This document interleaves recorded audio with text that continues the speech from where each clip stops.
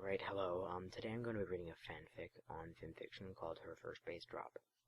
Here we go. Vinyl Scratch has never been a fan of the classical and jazz music her parents force on her. All they want is to see her make her way to the top of the world of refined music. She resents this fact, but is there any other path for Philly from such a prestigious family of musicians? Chapter 1. Intro. Alright, ponies, settle down. Ms. Cantata's voice attempted to overshadow that of the sound of the mingling of 15 young fillies and colts, who had just entered her music orientation classroom for the first time. Needless to say, the little ponies were too excited talking about their summer vacations to listen to their new teacher.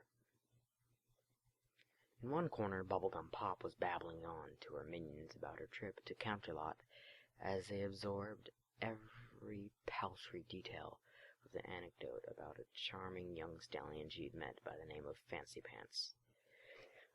In another, one could listen to Tremolo Pig and his delinquent friends planning their next prank on the lonely colt who sat by himself near the door, sporting a slicked-back turquoise mane that complemented his cyan coat. That pony, the bluest in class, certainly was feeling blue at the moment. That pony's name was Breakbeat, and he was waiting for his best friend to arrive. As he attempted to listen to the indistinct conversations of his contemporaries, he found himself increasingly upset that he could not share his own story with the little unicorn that always seemed to brighten up his day. Suddenly, in the middle of the chaos that was the music orientation class at the Philadelphia School for Pony Musicians, the sound of metal clattering together permeated the room, and every pony that was present finally began to quiet down.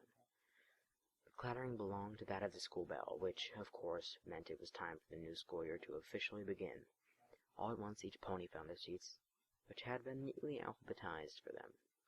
Once again, Breakbeat was dismayed to realize that he was sitting next to Bubblegum Pop, and worse, they were at the front of the class.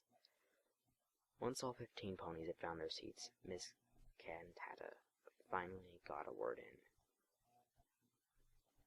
"Hello, my little ponies," she spoke with a smile. "Hello, Miss Cantata."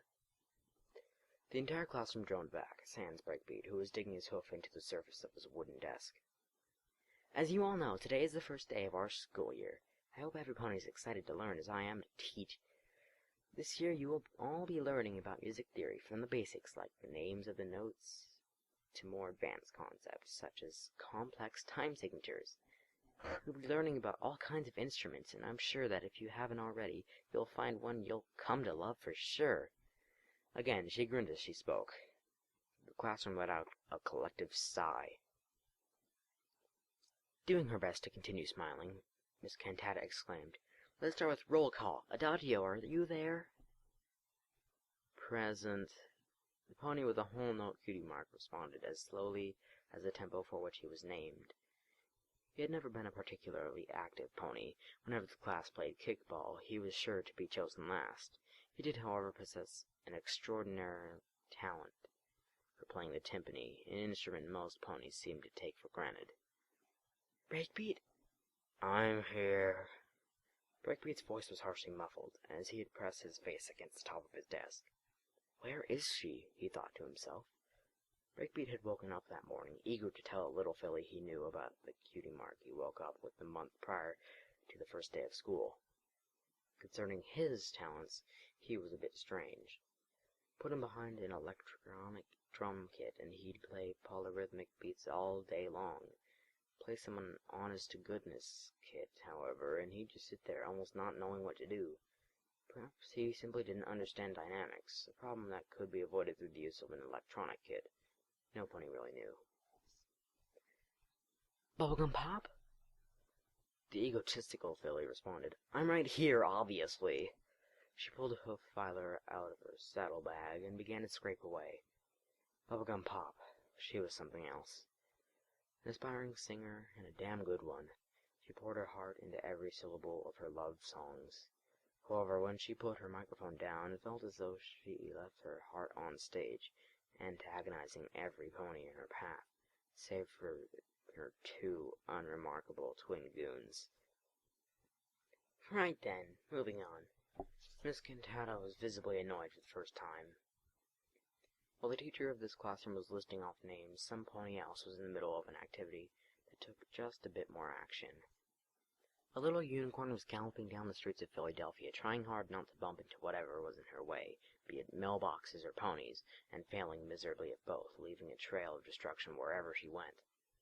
As she dashed down Horseshoe Street, easily the most crowded road in all of Philadelphia, she found herself running toward a clover-green unicorn stallion who was on his way out of her favorite diner, a submarine sandwich held in midair by his emerald aura of magic. "Oh boy, so this is one of Philadelphia's famous dandelion and cheese sandwiches." He motioned to begin eating his sandwich, and upon taking his first bite he closed his eyes, found himself in heaven.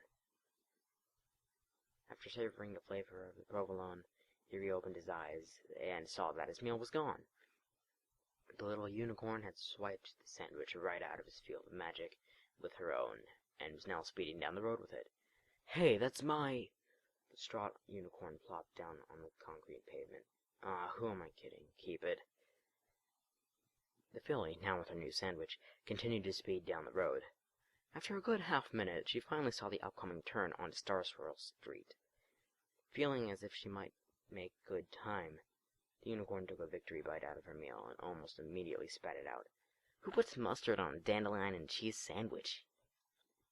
She spoke with an audible exhaustion, and proceeded to toss the sandwich to the side of the road. Once she had done so, she continued to jet down Horseshoe Street, until, at last, she reached the turn onto Star Swirl Street. Only one more turn to go. This particular unicorn, as she realized the moment she woke up that day, was late for school. That morning, the unicorn had woken up in her neon-violet room with a spiky bedhead that made her multicolored blue mane look like, as her mother had once called it, the embodiment of chaos itself. She had rushed to her bedside mirror to comb her untidy mane, trying her best to undo all the knots she had made in it through her 10-hour sleep the night before. After only 5 minutes of combing her mane, she had grabbed her saddlebag and rushed out the door without saying a word to either of her parents, who were eating breakfast quietly in the kitchen all the while. The pale yellow pony rushed down Star Swirl Street, still about a half-mile away from the school she had just started the previous year, the Philadelphia School for Pony Musicians. Tall buildings lined the street, some composed of bricks, others of glass. Philadelphia had for decades now been known as a city that blended modern and ancient architectural styles, and a simple residential street such as Star Swirl Street was no exception. While she was in a hurry, "Grandpa's?" Miss Cantata called out to a black and white filly sitting behind me. Grandpa's, a gray colt, was hands down the most reticent member of the class, and often chose to eat alone at lunch rather than sit with the friends he knew we had, although one could tell him that he should interact with his friends with certainty. One couldn't tell him that his violin skills weren't anything less than stupendous. "Right here, teacher." The pony raised his left hoof in the air. Bubblegum Pop leaned her cherry-blossom pink head toward Breakbeat, and as if he didn't already know, she whispered into his ear, "You do know she's not coming. She's probably too embarrassed to be the only blank flank left to even show her ugly face." "Bubblegum Pop!" The teacher walked toward the pink pony and frowned. "Yes, Miss Cantata." She feigned surprise at the approach of the wise gray mare. "I think every pony here would appreciate it just as much as I if you weren't interrupt my roll call. Just for that, you get to stay for another minute while every pony goes to lunch on time. Now, where was I? Oh yes, morning aria." The white-haired teacher returned to her desk. A dainty voice called back at her, "I'm here, Miss Cantata." Her words seemed to trail off into a void as she spoke. It always did. Morning aria was, for all intents and purposes, the polar opposite of Bubblegum Pop.